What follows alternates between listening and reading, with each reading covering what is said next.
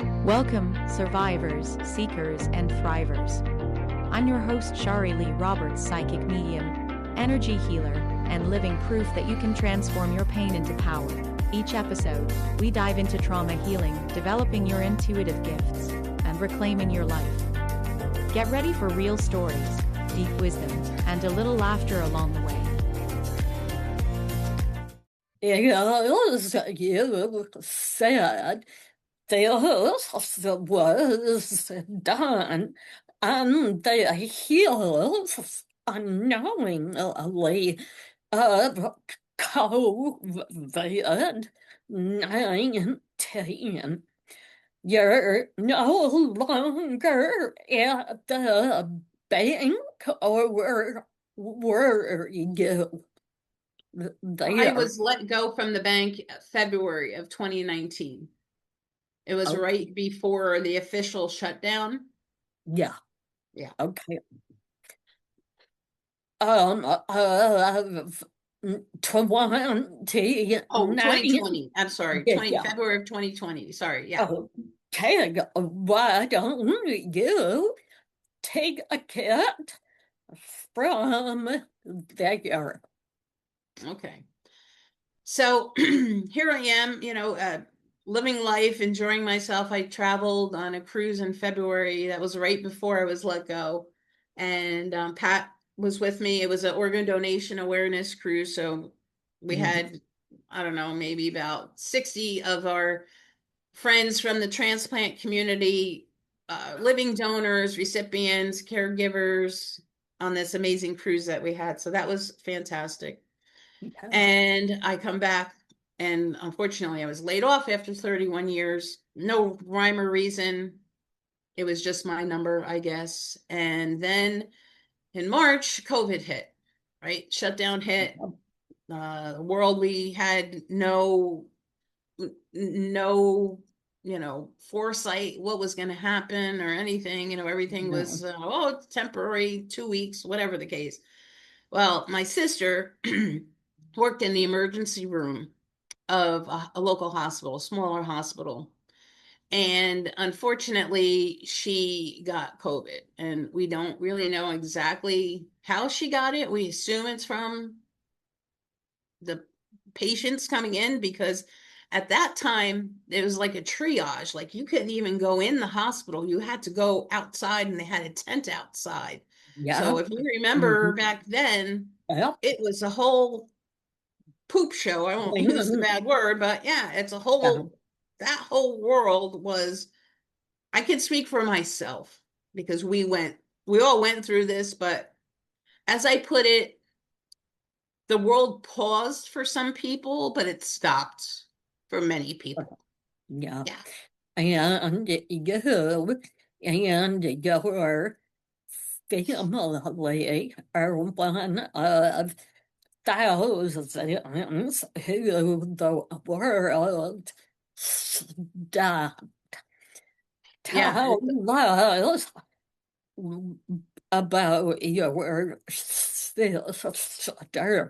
You were the youngest of three. Yes. She, the oldest, working in ER in around patients. Okay. Yeah. What had the quarantine gone into place? Yes, it did. How so? Tell us your sister's name and how you two got along, your relationship, and then take us to how you found out about her. Yeah. Okay. So my sister was, her name's Vivian. She was 7 years older than me. She was actually the middle child. So we always used to bother her because she was the middle child, She's, growing up, we were typical sisters where you would fight. We had to share the room together. And Uh-huh. she was 7 years older than me, so she would be out in the disco, and I would be like, "Oh no, I'm still a teenager at that point." Yeah, I was still a teenager at that point. So, envying her that she got to go out, and that's when, it was the disco era, right? Yeah. Where you wore like the dance skin outfits and like the Yeah. glitter tops and all that stuff. So Yeah. she was totally into that. And yeah, we as we matured and we got older, we became much closer. She got married, she had her family, same thing with me. So, when you're older, it's a different type of relationship. It's Yeah. it's a bond, more of a bond, I think, because Yes. now you're not just sisters, you're best friends, Yeah. you know. Yeah.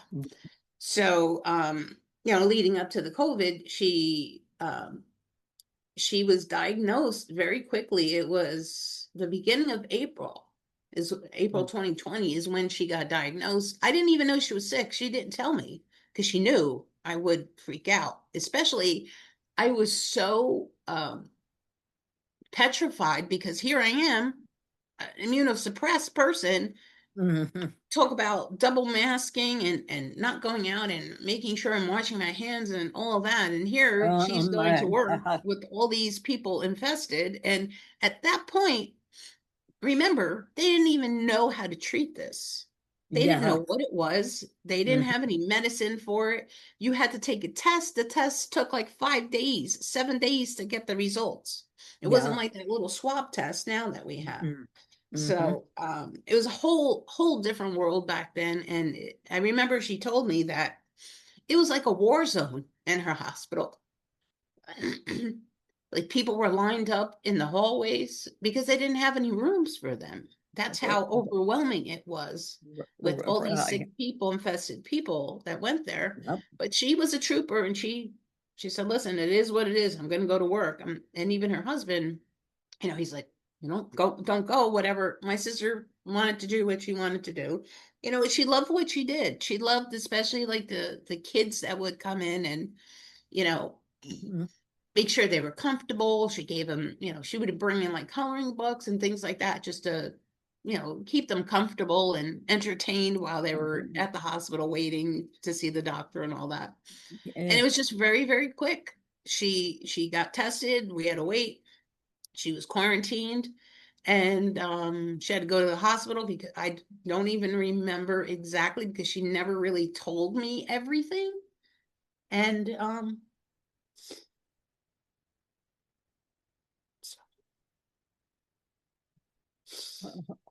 within a week she was gone. And I didn't even talk to her when she was in the hospital because I knew she was having trouble breathing. So I would text her, and I didn't even text her like all day long, only like a couple times a day. And the doctors, you couldn't even call to see how she was. The doctor would call you one time a day to give you an update. And I was the designated person because my brother-in-law also had COVID, but he had no symptoms. So Oh, COVID was very, very strange, yeah. thing. Mm-hmm. And so I was the designated person, which was fine, try and be strong, you do the best you can. So they would relay the information to me, I would relay it to the family. And it was like a roller coaster. One day she was improving, one day it went down. They had to put her on kidney dialysis for a little bit because her kidney function, basically your body shuts down. And in her case, and then she passed. We got that call on April 16th, which was actually my parents' wedding anniversary, ironically. She passed on their wedding anniversary. And it was terrible because we couldn't go see her in the hospital. Everything was shut down. We were quarantined. You couldn't go visit people in the hospital. And I always say she died alone. She didn't die with family. I pray that, you know, that there were kind nurses there to be with her. That's something that haunts me every day. But that's something I have to, deal with every day, and my family has to deal with. And we couldn't even have, we were fortunate, believe it or not, that we had a funeral, which no funeral homes were open. We had this one family funeral home that they say, yes, they will do it because they lost their son to COVID. So they knew. So they prepared her. We were able to bring her clothes, and we had a 30-minute viewing, and it was 9 of us. It was the immediate family. That was it. We had to stay 6 feet apart from each other. We could go up to the casket at least, but we couldn't hug each other. We couldn't hold each other. Nothing. And then even the funeral procession for her to be buried, only one person could go into the cemetery to witness her burial. And her son went, my nephew. I do not get that. I know they are allowed indoors. We were allowed indoors in the funeral home for a half hour. Yeah, but you're not allowed outdoors for the burial. That is illogical. Ridiculous. And one of the many effed up things that so many people like you and your family unnecessarily endured. I don't get it. I never will get that. Well, because the bodies were contaminated, and so many people that I've met in the COVID community, their family members weren't even, they weren't even to put clothes on them. They were buried in the body bags. It was, yes. I'm not kidding. It was terrible. So we were fortunate enough that this funeral home would touch her, because funeral homes didn't want to touch anybody with COVID because they were contaminated. And that's the reason why they wouldn't have many people at the burial, because it contaminated the soil, they said. So she had to be buried in vaults, in the casket, inside the sealed vaults, to be put in the ground. It's a whole, there was a lot. It was the unknown. They did not understand. And I think she was about like 3,000, like the 3,000 person in the United States that had passed at that point in April 16, 2020. And it went over a million people. So think how many families. I think they say maybe 10 family members are affected by every loss. So that's a lot of people who were affected. Yes. Yeah. And that was it. We never had a celebration for her. Her friends couldn't come and say goodbye. It was just, not it. Yeah. It was devastating. I mean, an absolute horror. Okay. So you yourself, you're living in fear of contracting it. You're grieving this horrific loss. You're homebound. I mean, quarantine. Yeah. Mhm. What do you do at that point? I mean, your mother had already passed. So it's your brother, your dad, brother-in-law, and nephew. Did you all live like in the same area? Yeah. So my dad was about 20 minutes from my husband and myself, and then my brother-in-law and sister, they were maybe like 25 minutes. So we weren't far from each other. Thank Yeah, goodness. At least we're yeah, in the same state. yeah. Um, yeah, but What happened then, and how did the rest of your family cope? that's a very good question. I was in go mode. I was, anytime there's a loss, I think many people can relate to this.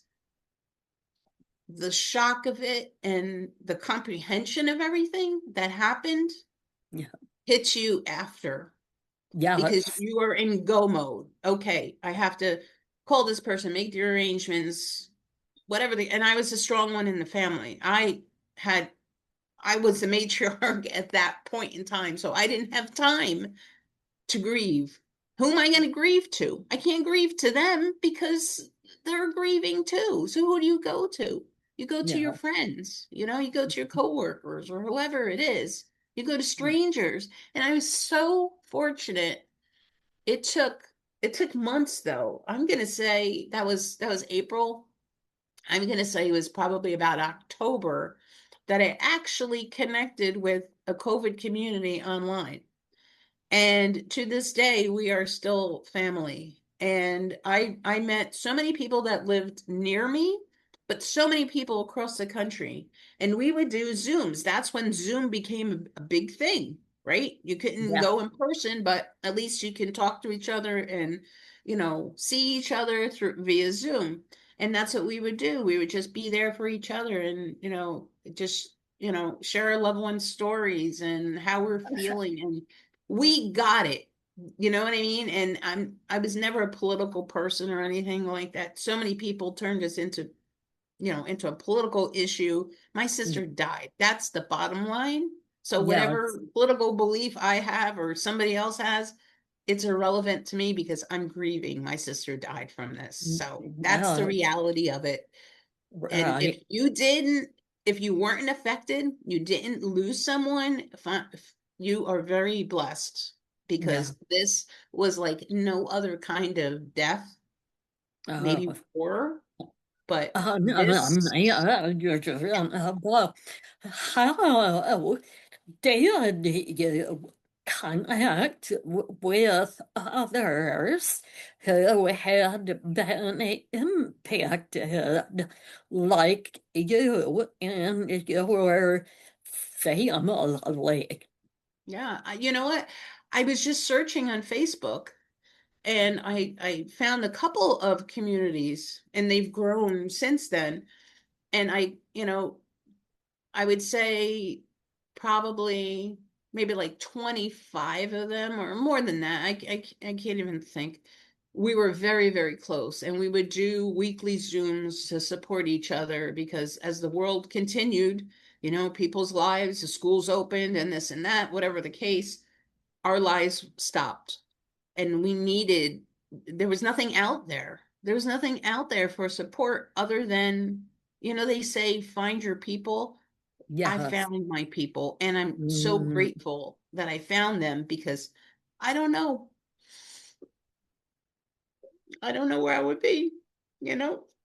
nor do they know where they'd be without you. That's And the others.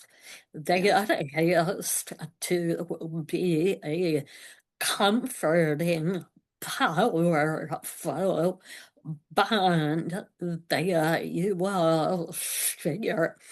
Are you all still in touch? Yes, as a matter of fact, we just met a week or so ago, the local Mhm. ones that we met. We try to at least twice a year, the local ones to meet. And Yes. like this time, it was just it was okay to laugh. Do you know what I mean? It was okay Yeah. to smile and have fun. Like we really didn't talk about them. So like as we are, moving, not moving on, I'm not going to even say that we're moving on because you can't move on from that. People who say that don't understand what grief is, right? There's No, no timeline on grief. right. Yes. But we're learning to live with it and learning Yep. to continue living in their honor. And yeah, but it's I'm very fortunate. I have two extra families. I have the transplant community and I have the COVID-19 community. And people lost mothers, fathers, sisters, brothers, children. Oh my goodness, Mhm. children. So many lost children that people don't even realize that children were lost for Oh, this as well. I I mean, in know. in our in our book, we have an author who lost her daughter, but we could talk about that later. No, let's bring your book. They are one up to the forefront. So everyone, your book, the title, and how, and well, we know how it came about, but when was it written? Yeah. So this is it. Oh, can you also tell everyone about the book cover and its symbols and what they mean. Absolutely, yes. So this is our book. Our book is called Voices 19. It was the only book out there about what happened, the truth about what happened. And a very good friend of mine who is a transplant living donor in the publishing industry, she didn't know how to help as far as the grieving goes. So she thought that writing about it would be therapeutic. And why not only for me, but since I belong to this amazing community, to help some of them as well by celebrating our loved ones' lives and documenting it down in a officially published book. And it really is to carry their legacy on. And I thought of the title in the middle of the night. I'm thinking, it just came to me, Voices 19, because we are their voices now.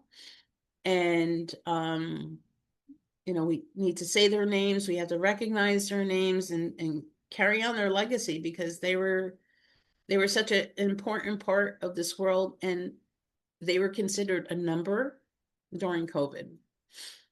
Anytime you watch the news, you're like, oh, we had 5,151 people pass away. Everybody was a number, nobody was a name. So Yeah. this is celebrating each and every one of them.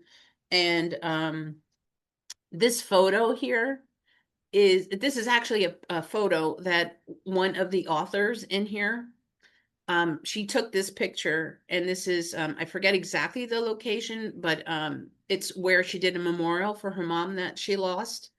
So the yellow heart we added on there because the yellow heart is the international symbol for our loved ones that we lost to COVID. And that the Yellow Heart actually started in the UK. And a young girl, they would put yellow hearts on their windows. So people knew, remember, they were quarantined also. So people knew that they lost somebody to COVID. That came over to the US. So the yellow heart is a symbol, the official symbol for COVID. Yeah, for the victims.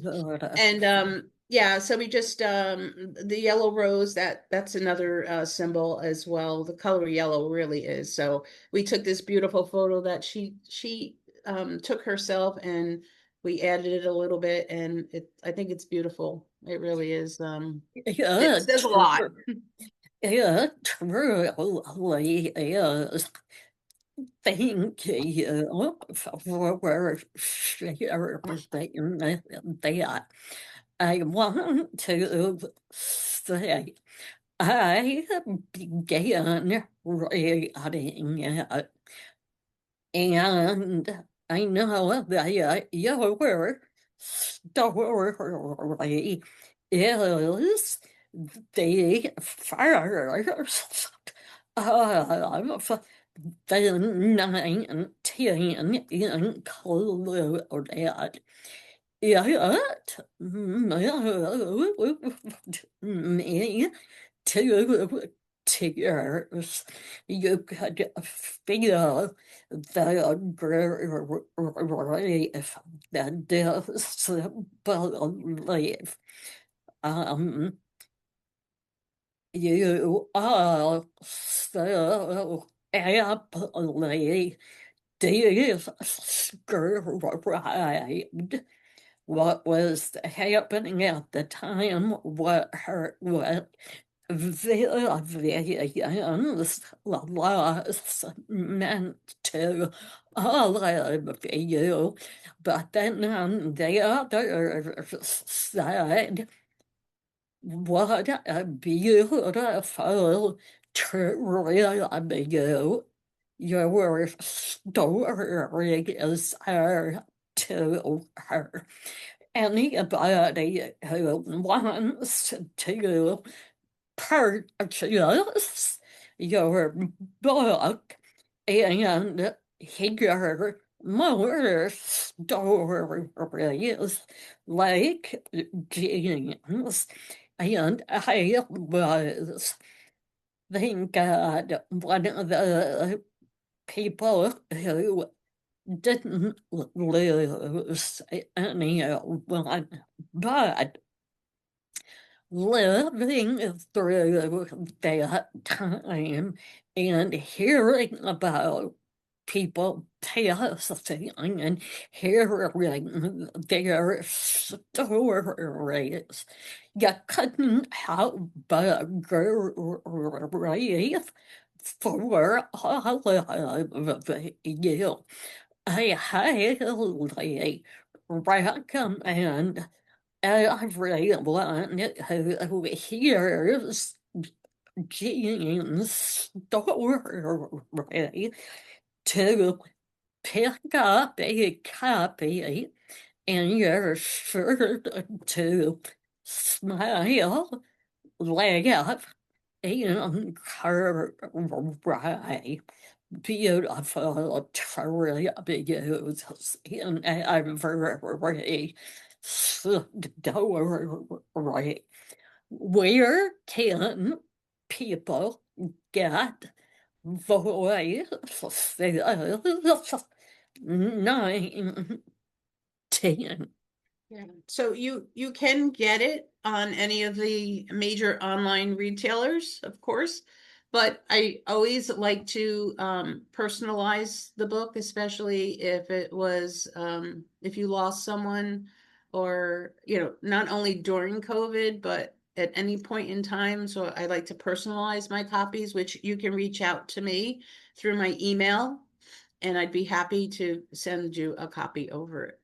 And that would be my email is Jean, Jean, Sime, Sime, as in Mary E, 23@gmail.com. And what I wanted to say is that we called it Voices 19 because we gathered 19 families to share their stories. So this is a collection of stories. My sister would not want people to feel sorry. So hers is more lighthearted. I did not dig deep and share deep things that were happening because she would not want that. So instead, we celebrated her and all of the other 19 families. And, we're sorry that we only have 19 in here because there are over 1 million families that lost someone. But this is a piece of history here. This is the truth of what was happening while everyone was complaining of homeschool and being locked down and not being able to go out. This is what was truly happening. And it was not only people that we lost at the beginning, it was throughout the year. And this book we published, let me see when that was. We actually published it the book is dedicated to my sister as well as all of the other amazing people that we lost. And this one, I just wanted to see, it was 2022, but I believe it was around her death that we published this book. So around April 16th. I'm sure it'll start popping up on my Facebook memories of when we published it. So yeah, pick up a copy. It's a tough read, but some amazing people that are part of it, and I'm still friends with all the families that are part of that journey as well. Yeah, well, change you regarding it gives you if you didn't endure a loss, you do get the inside intimate look of what you will endure. Yeah. And this, I wore a pin of mine. This, I don't know if you can actually see it. No. But let me take it off so you can see it. So a young girl from New Jersey, she lost her grandfather, Cal Schoenfeld. And this young girl, I think she was 15 at the time, she offered to draw these images of their loved ones. So she had people send photos of their loved ones that passed to her, and she would do this on her little iPad thing or whatever it was that she used, and she would make these images. So this is my sister. It was a picture of her holding her cat. And it's through Faces of COVID Victims. They're actually on Facebook, FOCV, Faces of COVID Victims. And unfortunately, we're still losing people to COVID. And if you lost anyone and you reach out to her name is Hannah, she'd be happy to do this image for your loved one as well. And I will include that in Jean's email also in the description. Now, let's move to another important collaborative work, your other book about organ donation. When did that come about, and who did you the same publisher or writer? Yes. So this, yeah, Brenda's a friend of mine. She is a publisher now, BC Books LLC. And interesting. This is my I just opened this up. I haven't opened this one up in a while. And it's actually the one that she signed for me. She personally signed for me, so that was pretty funny. So it's because of organ donation, and this is a collection of stories, 25 families, including Brenda, because she's a living kidney donor, of living donors, um, recipients, donor families, and caregivers. So we share our stories in this amazing book, very powerful book. This is the first in the series. She is working on book number 4 now. So this is the OG, this is the original one, and I'm in here in chapter 3, and I share Pat and I's transplant journey together. It's really to educate others and to encourage others to become an organ donor and show the importance of it, and to hear from the donor families, the families that lost someone who were organ donors, and their lives and their legacies were carried on through another person. Most are strangers, some may be, a direct donation. But it's an awesome book. I recommend everybody check that out, because you're looking for a really inspiring book. This will knock your socks off. And the same thing, it's available online, or you can reach out to me personally, and I would be happy to personalize it for you. Nice. And then we have this one little guy. Yeah. Yeah, so this is a new one. This one I co-authored with Brenda. And this guy here is Howl the Owl. And his acronym is Help Others with Love. So HOWL, Help Others with Love. Well, for anyone listening and not watching, this is a children's book about organ donation or being a recipient of a. So go ahead. Yeah. So she gets a lot of her books in the Howl the Owl series are related to organ donation. So Howl gets a heart, Howl learns about kidney dialysis, Howl gets a new liver. Poor little guy, he's got a couple problems. So this story is sort of kind of based off of my journey. I've always wanted to do a children's book, so she was kind enough to allow me to take this ride with her. And this was actually requested from the children's hospitals, because as difficult as it was for me to go through dialysis and transplant, I can't imagine a little child that has to go through this. No. Babies go through it, toddlers go through transplants as well. So Right. we wanted to create a book, a simple book that was fun and bright, but also educational for the families, and also to give hope to people, because people need hope. Yes. And it's a great book. Where Brenda was kind enough, we were able to dedicate this one to my sister as well.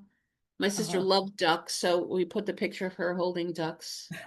And like I said, it's a simple book, but it's a really powerful book. It's dedicated to all the brave warriors waiting for their gift of life. Be your own best advocate and be proactive in finding a living donor. Take care of yourself, be compliant with your meds and treatments, and never give up hope. Thank you to all the living donors, donor angels, and donor families. Share your story. Someone is always listening, and that's my tagline. And that's why on Instagram, it's share your story, my profile name. So it's pretty important. And it's just his friend Jeannie, my name, who is sick, and she's going through kidney dialysis, and Howell is scared because she's sick and he wants to play after school, and she has to do dialysis. So he teams up with her mom and dad, and they try to find a living donor for her. And all her friends and his friends, they get together and they put posters out, so they can perhaps find someone who's interested in trying to test for Jeannie. And this is about going to the doctor and getting checked. We also have some information about the kidneys and how important they are and what they do in your body. And then to Jeannie's surprise, it turns out that her Aunt Vivian is a perfect match for her. And she surprises Jeannie with that news that they're going to go and have the transplant. And here's Hal the night before, and he's helping her pack all the essential things that she needs. And the cats that are in this photo are actually our own cats. The Oscar and Felix are my cats, and then Becker was my sister's cat. So there's a lot of hidden gems in here. The Vivian who's in here, the Aunt Vivian, it's similar to my sister, and her birthmark is on there. And this Coach bag that she always carried, I got for her for Christmas one year, and she loved it. I actually buried her with that Coach bag, by the way. So with all her favorite stuff in there. And yeah, I put it in the casket with her. Yeah. So it's all about education, and it's a fun book, but it has a strong purpose and strong message. And here on the back we have a glossary of some of the big words because we have to use them. And it's a picture of me on my last dialysis treatment there.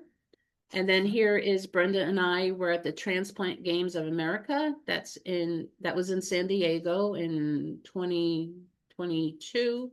And then this is Pat and I at our surgery. And then that's Brenda and her recipient when Brenda was donating 21 years ago. This you can also get it at any of the major online retailers, but if you would like a personalized copy, I'd be happy to, and just send me an email and I'll get it out to you. It's all about giving back and finding strength, and writing can be very therapeutic for you. I don't know, you could speak to this, Sherry. You've been through so much in your life.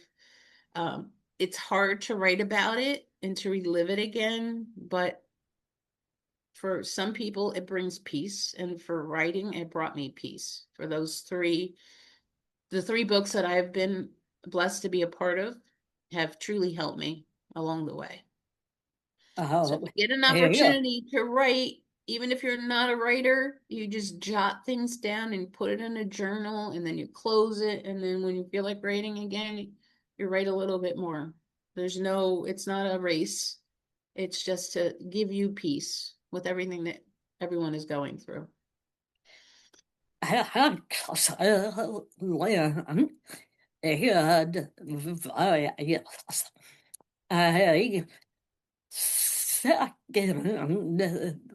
That because of how cathartic it is. I'd like to quickly go back to when you learned about your kidney diagnosis. Then began dialysis, and you said you were angry and came to the point where you had to do dialysis. You realized you could do with being angry or being grateful. Do you recall what prompted you to step back, look at it, and pivot your thinking, and whatever that was?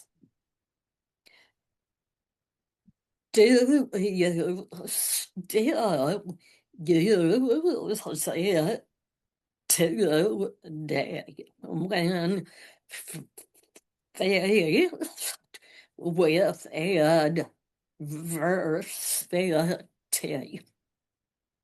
Yeah. I don't know the exact moment that I pivoted. I just knew that I didn't want to go through life like that. I had my pity party for 6 months. That's what I called it. I had my pity party. I felt sorry for myself. I was angry. I was confused. I was scared, all that. And I didn't know why it happened to me, why I was picked, like how bad of a person could I have been that I have to live life off of a machine, right? I think basically I just looked at the people around me who didn't have a family and they were on it for years. And I just wanted to find, believe it or not, some kind of joy out of it. um, because I don't want to be miserable, I don't want to be sad. I was young and there's a whole life ahead of me.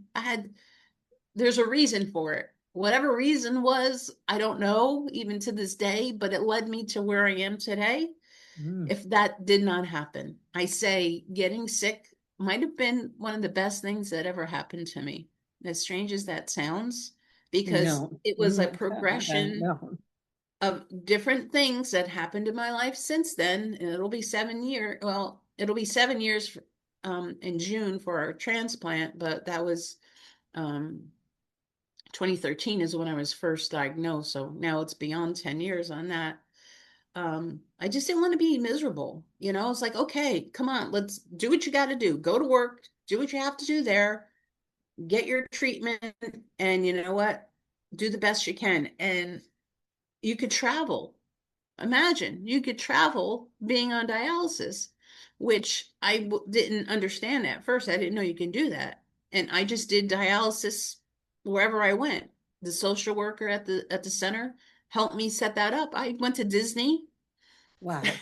I traveled. I didn't go to a foreign country. I didn't go on a cruise, but I did fly to California, Florida, wherever else I went to. And I was able to do treatment there. So I made the best out of the worst situation that I could possibly do for myself, for my family, I don't know. And then here, with Pat coming around, I was just waiting. The average wait time, like I said, is about 7 years in New Jersey on the transplant list for a deceased kidney. So I was, my sister offered, I turned her down for my reasons. And then somebody above sent this angel to me. I call her my earth angel. I'm like, well, somebody, God wants to save me for a reason, right? I could have been sitting there on dialysis still to this day, or I could have passed, like unfortunately my 4 friends did at dialysis. So I was saved for a reason. I'm still not sure, but you know what? I'm not going to think too hard into it because I'm just very blessed to be here with amazing people like you. I was blessed to connect with you through Kiwi Publishing, and that was a whole step to get there, right? I didn't anticipate that. I have a finance degree. I was in the financial industry for 31 years. Now I'm in the publishing world. I'm a movie person. I'm not a book person. I'm a movie person. Yeah. So it's pretty fun. I believe that everyone who hears this conversation will pick up on what I have since hearing your story and just getting to know you. You have had a very powerful, positive impact on thousands of people. You were humble, you were modest, so I will never wait for you to agree. But, Jean, you are a beautiful, bright, shining star who makes this world a far better, funnier place.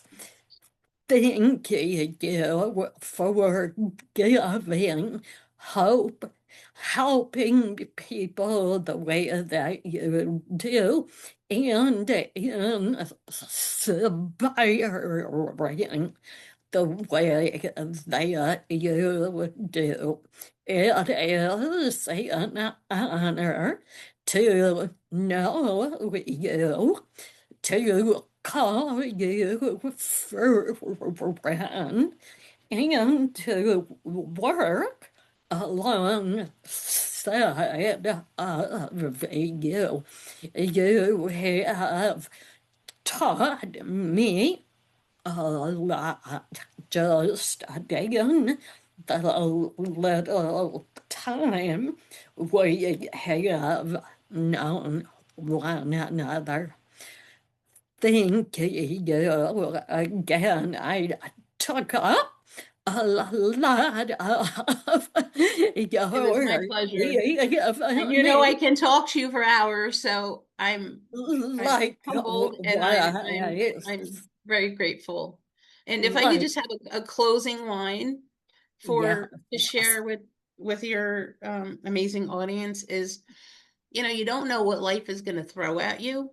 So embrace the day, you know, enjoy every day because tomorrow's not promised, and go find your joy, whatever it may be. If you need to get away and be by yourself and go to the beach or take a drive somewhere or go buy an ice cream for yourself, whatever it is that brings you joy, make sure you take time to do that, because life will pass by you like that and you will have regrets. So live your best life and keep shining bright. perfectly said, and I'll add, do what Jean and I and many others have done. Found joy at the darkest, most depressing, grief stricken moments.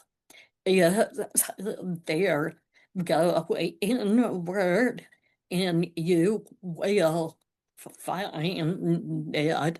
And doing that will change your life. Well said. Yes.